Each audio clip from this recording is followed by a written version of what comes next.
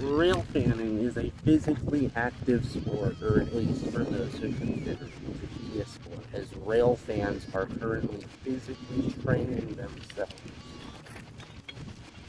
So that way, when it comes to training for making sure you're capable to physically work on the railroad, for doing things such as lifting knuckle couplers, replacing ties, and such, they will be ready.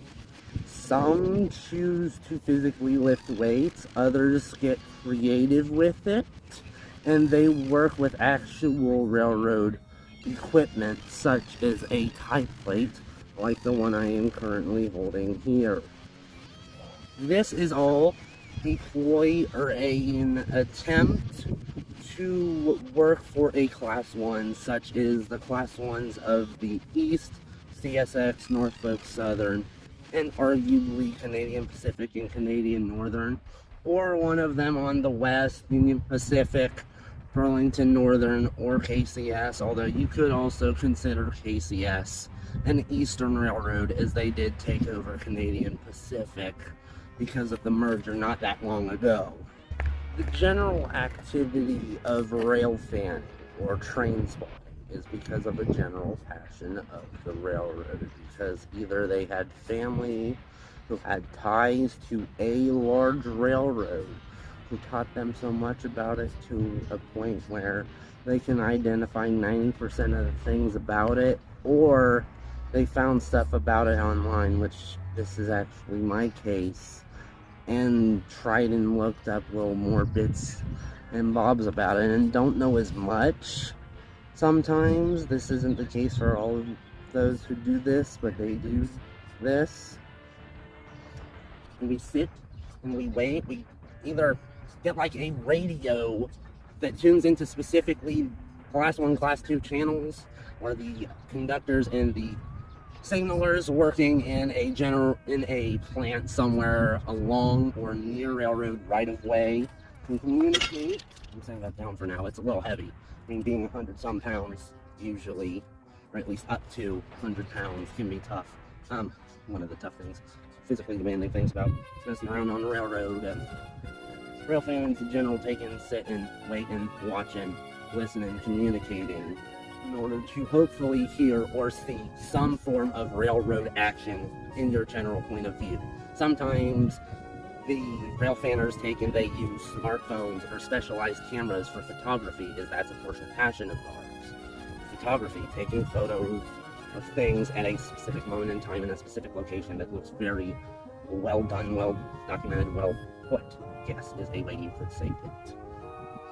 Finer joys of rail fanning is the catching of locomotives that are determined as rare classic vintage, or another phrase that describes their age.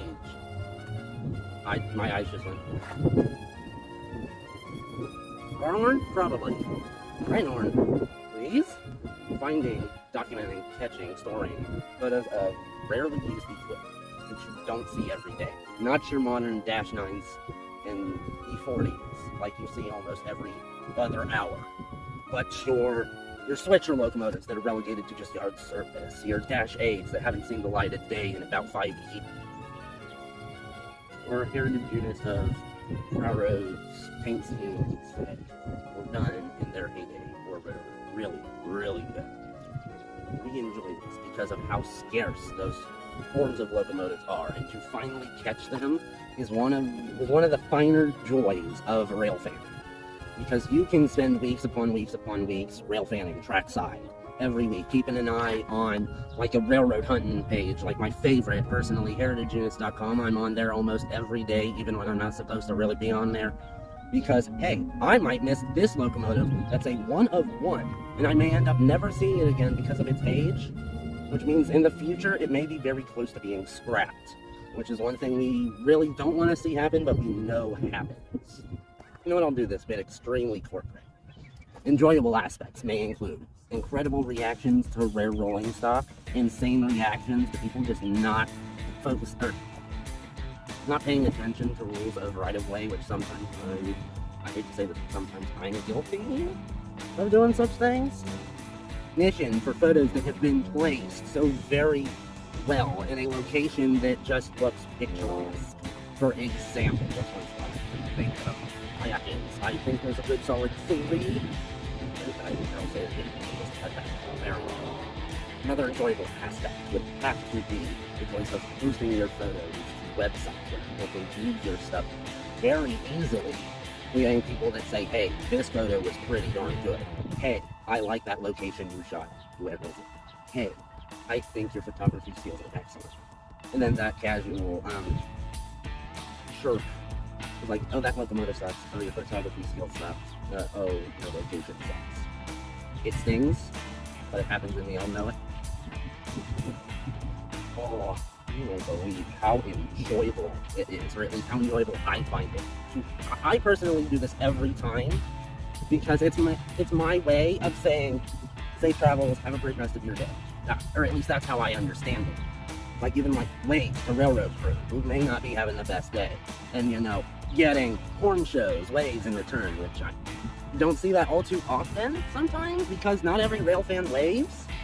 I personally do, and I find that to be very enjoyable, which I'd say definitely fits into the category of enjoyable.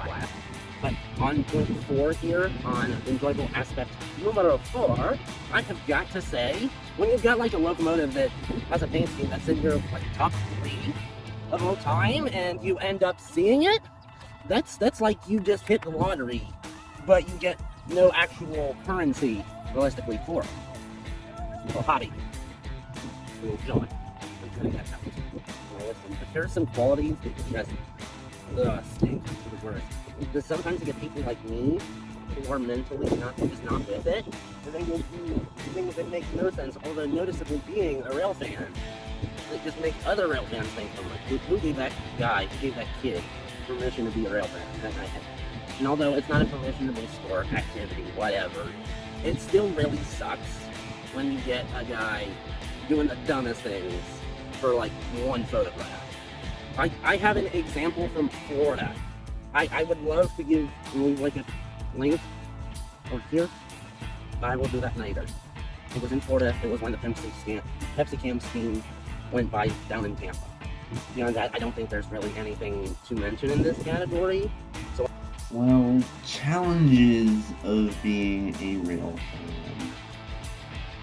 and self-inserts are, first I'll probably challenges are the waiting and finding something in the meanwhile to do while you're just standing there hoping something goes by. Not every day it's guaranteed that something's going to come across your line, depending on which line you're rail fanning at.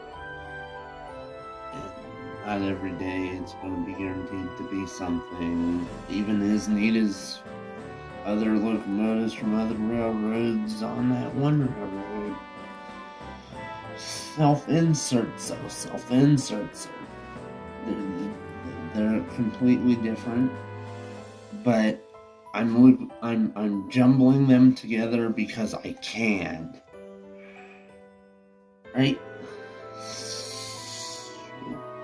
Self-insert. How do you self-insert for railroad content? The answer's an annoying one for some, but by talking and saying stuff, just so that way you can have a conversation with the audience, because sometimes that's what social medias want you to do, sometimes that's just what you want to do. The reason depends on why. So those are probably like the 2 things and 2 main reasons for self-inserts in rail fanning, I guess.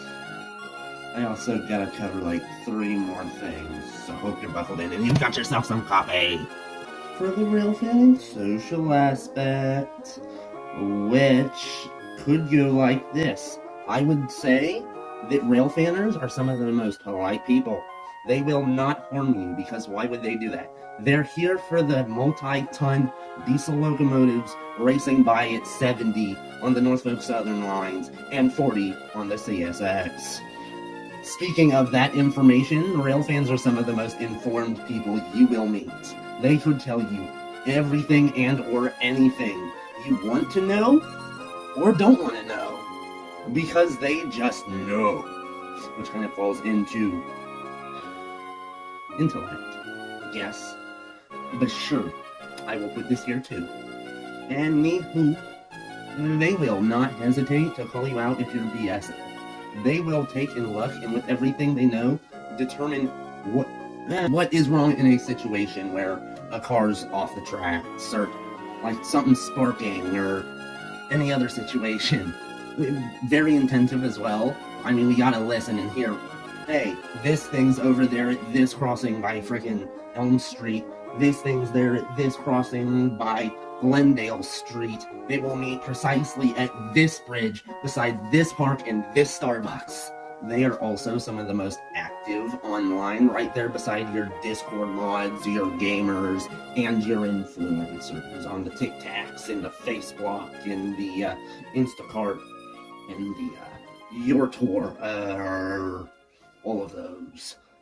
Because they take so many photographs of these rare locomotives, so many videos of these rare locomotives, and post them online. So that way rail fans who aren't in that area, but are in an area where that locomotive will be coming past, can say, hey, this thing's coming, I need to get set up. And they do. And they get their tripod, they get their Canon, and they film that locomotive. You see, rail fans are kind of interjoined, I guess, like a knuckle coupler. Because if the one rail fan isn't working, is busted, is not posting and telling and sharing, then the other rail fan, or in this case knuckle coupler, will just bust. It'll work. It's very social, but for a purpose of inform, which seems to be the one thing rail fans want to do. Their own language. We also kind of do, but kind of don't, and it's only limited to about 4 words. Rail fans, one of them. Person who sits with camera or not camera and see train, look train, spot train, film train, train. And then there's the foamers who dress like me right now because it fits, because they want to be prepared, they want to look professional, and they want to freaking yell at the top of their lungs when they see something neat, which I'm very, very guilty of, officer. Yeah, we are very, very, very social. From social medias, taking and posting our stuff there, speaking with you in person about our stuff, or meetings of things we say to one another. Very, very social are the local rail fans. And so I will undress. Do not take this the wrong way. I will not fully strip for you. You have to pay extra for that. And no.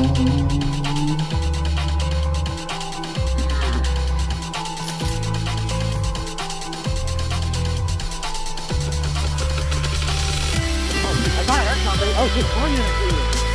I have here.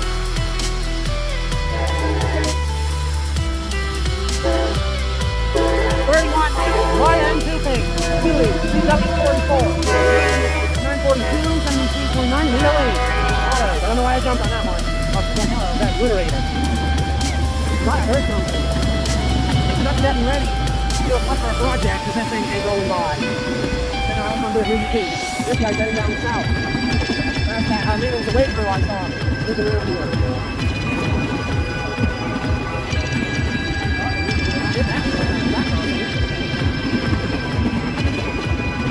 Probably no DPU with that. That's just more easy, but I wouldn't be surprised. This maybe still takes a lot, even if it's just empty. This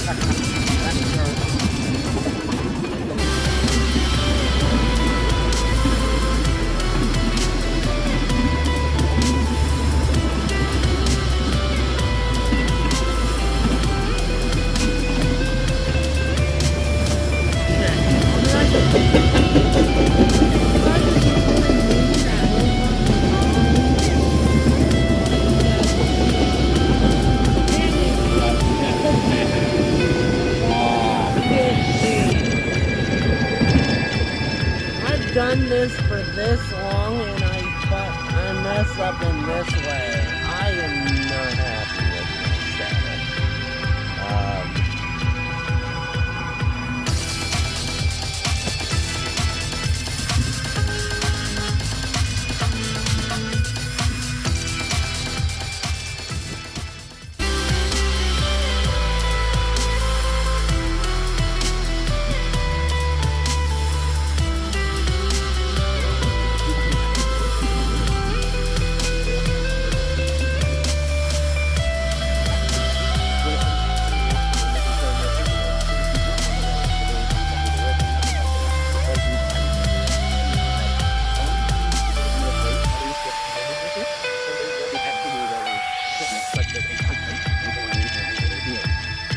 This is all usually in attempt to work with a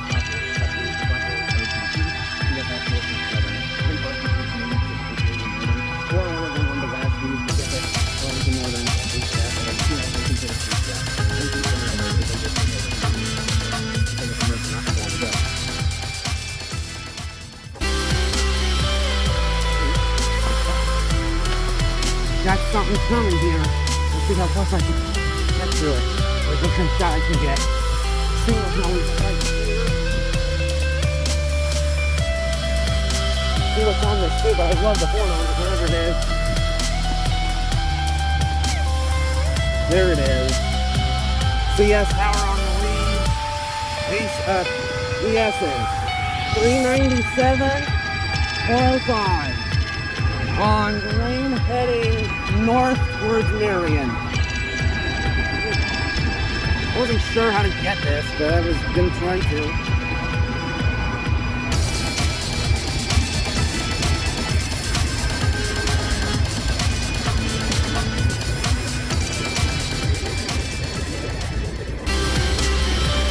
No PU on this, because there were 2 liters. I don't know what else there is to say other than I've not really got over here before. I think kind of blocks the shot around it. This is the time for that.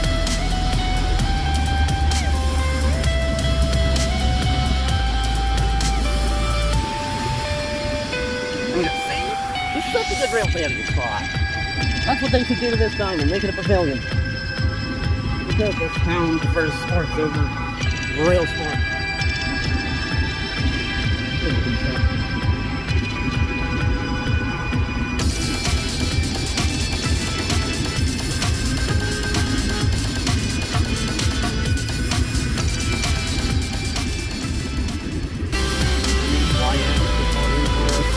There's the last car on this grain heading north of Cleveland and all.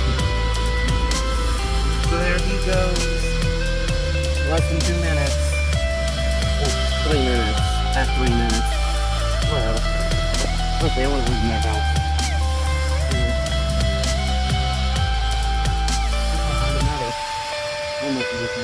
Have a day. Well, I just walked over here to see if I could see the signal. And that one up there, waiting for this one. I don't think you can see it all too well.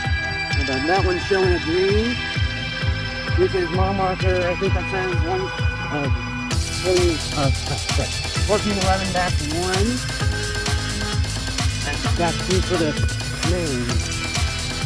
main room. Trying to get a steeper shot, but I don't think I can. Is that showing green too?